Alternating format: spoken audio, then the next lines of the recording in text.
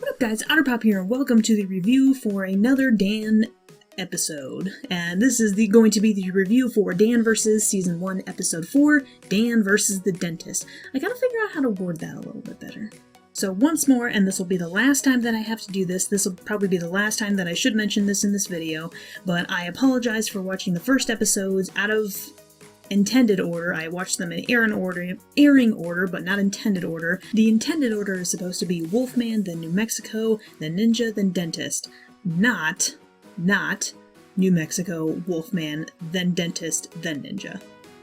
So technically this was the third episode I reacted to, even though it was supposed to be the fourth I should have reacted to, but that is the last time that I'm going to apologize for that because it was only the first four that I reacted out of order. So let's get on to a quick recap and review of quick recap and then the review of the episode, shall we? So quick recap of the episode: when one of Dan's teddy bears ends up forcing him to go to the dentist for some repairs, Dan kind of swears revenge, and he and Chris discover a little bit of a surprising evil plot behind the whole mess. And I'm not joking.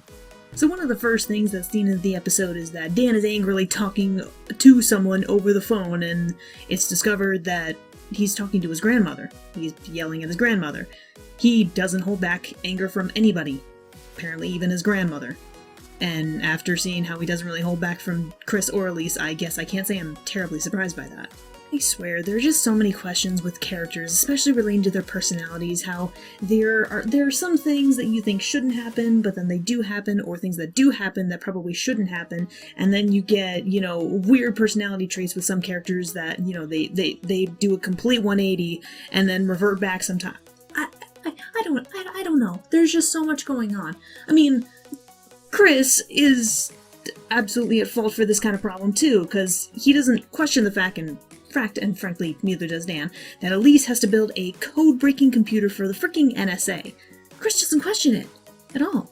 But now I've started questioning characters' personalities, but maybe I should have started questioning their histories too, which I guess, I have done a little bit, especially with, Chris and Elise and their relationship. But now I'm starting to do with Dan a little bit, and by questioning his history, I mean being a little bit confused by his childhood.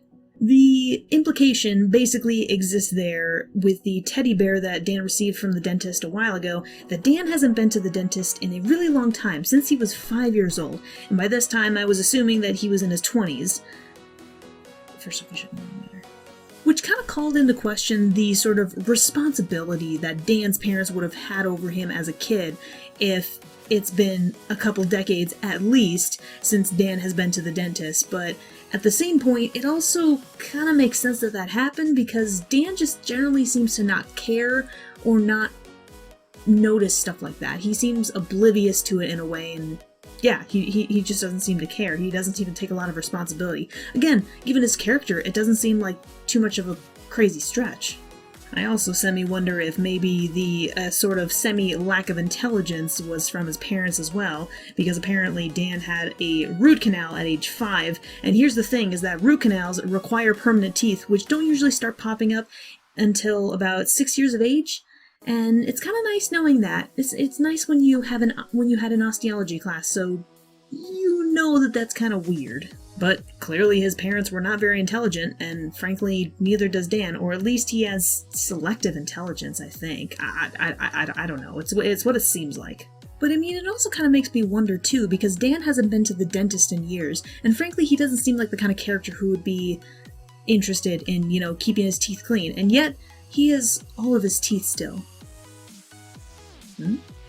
Even so, I can't deny that Dan seems to have a little bit of intelligence on his side, and even is a little bit clever too, because Dan initially told Chris that the dentist was to blame for, his tooth getting bonked out, because having the teddy bear meant that the dentist knew that tooth-related problems would happen because of said bear, and Dan would have to keep going back to the dentist over and over again. And while Chris thought it was crazy, and frankly I thought it was crazy too, like it just sounds crazy to a sane individual, or semi-sane individual, I guess, but it turns out to be right. Dan turns out to be right, much to everybody's surprise, namely me and Chris's.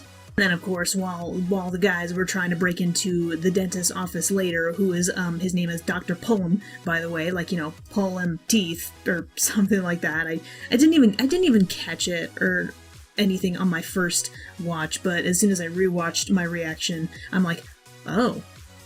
Okay. But yeah, as they were trying to break into his office, it literally on his office door says DDS SV.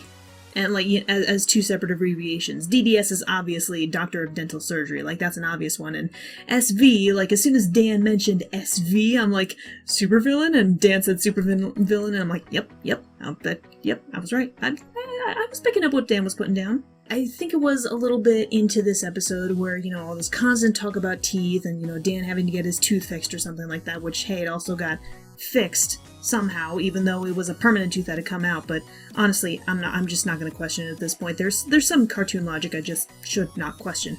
But all the talk about, teeth and whatnot with Dan's tooth getting knocked out made me realize the little, not really chip, but the little divot, I guess, in Chris's teeth, and it kind of made me wonder if there was a reason for that, or if it was a design choice. Like, I mean, it could have been a design choice. Like, every character's, body type, face, hair, combination of clothes, or whatever, like, they always seem to be very different, so I'm wondering if maybe that little divot in Chris's teeth was just a little bit of a design choice or something. There could be a reason for it, but I honestly didn't know. There was also a little bit of an interesting tidbit with Chris and Elise technically, revealing that, Chris likes romantic comedies in terms of movies, and Elise tends to like more horror-based ones, which I guess I can't say I'm necessarily terribly surprised about. But that was kind of the only little thing that I really noticed that I thought was, interesting, but also not surprising at the same time. And again, there was still a whole bunch of stuff that was happening before Chris and Danny even ended up going to the dentist. And when they did end up going to the dentist, there was just a whole bunch of things that were going through my mind during this visit. Like, the nurse calling Dan Danny, and Dan being like, you're not gonna call me Danny, but yet Dan still has no problem going to his child dentist, because there are dentists who do dental appointments on children and those who do on adults, and I think those who do both, but it's just like, you don't want to be called Dan, but you have no problem going to your child dentist. Clearly he just doesn't realize that there are dentists who are a little bit better suited to operate on children's teeth and not adults' teeth. Maybe he doesn't know that, or I don't know. He also hasn't been to the dentist in a couple of decades, so he probably just doesn't know anything. I know I had referred to him a little bit as a man-child in a previous episode, in one of the previous reactions. I don't remember which, but I know I'd mentioned it maybe even a couple different times, and I feel like that idea was a little bit reinforced, especially since there was a little bit of mention, or a little bit of an implication of a sort of parent-child relationship between Chris and Dan. Like when Chris is out in the waiting room waiting for Dan, and there's a kid that tells Chris, your son is weird, and Chris is like, yeah, he really is. So there's almost like a weird implication of a sort of, not best friend relationship like you would expect, but a sort of parent-child relationship existing between them. Which, I mean, I kind of suspected was something that was happening between Chris and Elise, with, her having a semi-motherly relationship towards him, and maybe even towards Dan. So, I mean, there could be some weirdness going on there, but again, am I wrong in assuming as such? Because Dan does act a little bit like a man-child, he really does. And especially, it became a lot more apparent when Dan starts yelling up a storm at the dentist's office, even though they haven't done anything to him, and Chris just walks in like, hey, what's going on here? Like, he's not surprised by Dan's actions. He's not surprised that Dan is throwing a sort of temper tantrum, even though nothing has happened yet. But at the same time, the whole incident with Dan yelling kind of reminded me of some of my own experiences as at dentist's office. Not necessarily they were bad or anything, they just weren't always the most pleasant. I mean, because I don't know if any of you guys really knew, but I actually had braces in my preteen and teen years. I think I had braces for like 3 or 4 years, something like that. And I wasn't ever really scared of the dentist. I was just kind of always nervous around the dentist. Doctors was a little bit different though, but that's because needles scared me. The dentist, not so much. I wasn't really scared of the dentist. I just didn't really like going there. I especially didn't like all that minty toothpaste they would often use during the cleaning. Ugh. I'm sorry. Like, I hate the taste of mint. I hate it with a burning passion. Like, if there was ever an Otterpop versus show, it would be Otterpop versus mint, because I absolutely hate the taste of mint, especially when it's in toothpaste. ugh. And, of course, sometimes the dentist would make me a little bit nervous because, some of those orthodontist appointments that I had where my braces had to be changed or adjusted or something like that, some of those could hurt, especially if they forgot to cut the wire enough in the back of the mouth. That could really hurt. Ugh. Gosh, yeah, now this is just making me, relive my experiences. Again, not that they were bad, but they weren't the most pleasant. Oh. Again, it was just nervousness. I swear it was just nervousness. The real fear came from the doctors, specifically from needles. Luckily, I've gotten over that fear. I donated plasma twice a week for 3 years. That's how I got over my fear. I'm not even joking about that. But no, I never really got scared of the dentist. Not really. Not to my knowledge, at least. Enough of reliving past memories and whatnot, because while I was semi-reliving past memories of dentists and orthodontists and whatnot, Dan all of a sudden starts suggesting drilling a hole in the dentist's face. Wow. And that particular part especially, it still made me question how far Dan is willing to go in some situations, because it feels like he can go one way or another. In the Wolfman, he was like, no, we're not going to kill the Wolfman, we're just going to key his car. But in New Mexico, with the cheater guy, if you guys saw a previous reaction or review, you kind of know a little bit who I'm talking about. But in the New Mexico, Dan is like, okay, well, how are we going to kill him? And it's like, wait, no, you've got to pick one or the other. I just feel like it's a constant back and forth between whether he's gonna go to extremes or if he's just gonna do something simple and mundane, honestly, when it comes to, revenge. I don't know. I feel like at the end of the season or even the series, they need to make it a little bit more definitive on if, in general, he's gonna go the mundane route, maybe extreme, or if he's mainly gonna go the extreme, maybe mundane. I feel like they need to go one route or another instead of just going back and forth, unless they do it intentionally and make me question his personality and his schemes and ideas every single step of the way. But of course, Chris and Dan end up following Dr. Pullum to a supervillain lair. Oh my gosh, it turns out Dan was right. And while they're making their way through this said supervillain lair, Chris shows surprising strength and reflexes to help Dan avoid a whole bunch of traps that are in the lair, which makes him a lot more coordinated than I ever gave him credit for initially. I was honestly legitimately surprised. I mean, personally, I think he's still just a slight bit clumsy in that maybe if he's got some adrenaline going through him, he can actually be surprisingly strong and have some good reflexes and agility, but who knows. And then it was when the supervillain, Dr. Pullum, started having his little antagonistic monologue where I finally recognized it.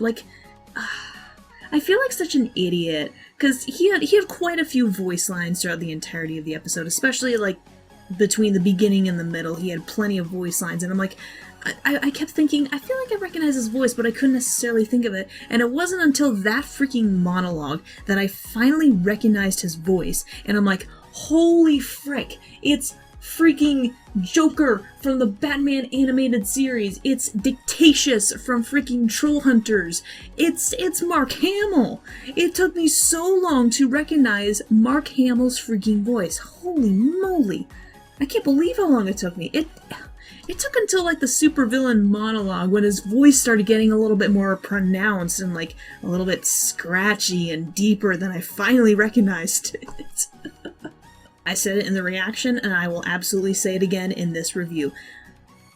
Holy moly, the creators in their 4th episode of this show, I mean, technically this was released 3rd, but whatever, it's the 4th episode of the show, managed to get Mark freaking Hamill to voice a random supervillain in a single episode, unless, he returns for a future episode. I mean, he did vow revenge on Dan, so you never know, it's possible, but they got Mark Hamill to provide a minor voice role? That is impressive. That is unbelievably impressive in so many ways.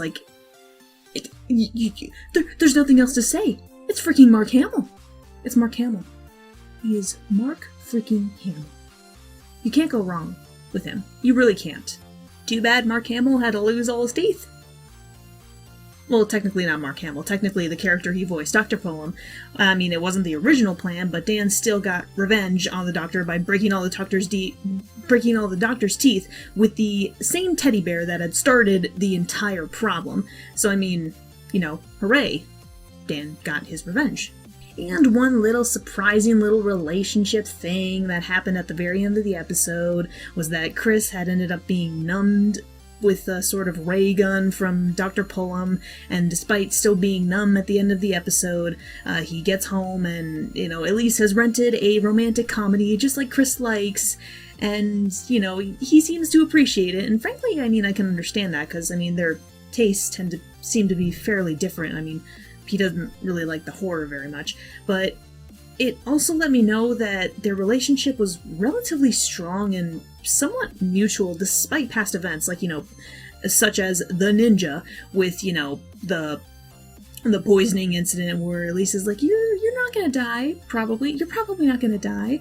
And, you know, still not telling Chris about her past life, even though they were married at this point. Like, despite all of that, they still seem to have a relatively strong relationship, which I felt was kind of important to convey, because again, the weirdness between the three characters, especially when you consider the effect that Dan might have on Chris and Elise's relationship, it still doesn't matter because Chris and Elise are still together despite all of that. So it was interesting to see that at the very, again, it seems like such a little thing, but for some reason it was something that I kind of really held on to, because it's like, okay, so their relationship is, I mean, I didn't necessarily think it was strained, but the relationship is not as weird or rough as I would have initially thought it was. I don't know. Maybe it'll get a little bit later, better later. Maybe it'll even get worse. Wouldn't that be an interesting plot point if their relationship started to take a little bit of a tumble because of, you know, say, Dan's one too many interferences in their lives? I mean, maybe? I don't know. Just an idea. In a weird way, I definitely think that this seemed to be a slight bit of a Chris-centric episode, specifically his relationship that he shares with both Dan and Elise. Like, I guess there was a little bit more of a parent-child relationship between them than I would have thought, which kind of makes sense given their personalities, but also that Chris and Elise's marriage/relationship was maybe a little bit stronger than I initially would have thought. So it was really interesting to see his character not necessarily in the spotlight, but for some reason, like some of the concepts that I was really thinking about, especially towards the beginning of the season, I was really holding on to some of these ideas about, you know, the characters and the relationships. And it's going to be something that's probably going to come up multiple times, but frankly, I can't help it. And I'm sorry if it gets annoying, but I really can't help it because in all honesty, it's probably one of the most interesting things to think about regarding this show as a whole is these three characters in particular, how they interact with one another and how they have a interaction, relationship, thing, bob, whatever, with one another, if that makes any sense. So I mean, obviously that, and holy crap, Mark Hamill. That's freaking awesome. That's gold. That is so gold that they were able to get Mark Hamill in as early as episode 4/3. That's just awesome. That's amazing. Good on you guys. Good on the creators. Good on you, Chris and Dan. Sorry, that's funny. But anyways, that is all that I have for this particular reaction/review. So thank you all for watching. I hope you've enjoyed both of these videos. Crap, I think I forgot to once again mention that the link is going to be down in the description below. I apologize for that. Okay, now that's something I really need to keep in mind for the next reviews. So yes, link is down in the description below for the actual reaction. Thank you all for watching. Hope you've enjoyed this. And as usual, until the next video, guys, check you laters.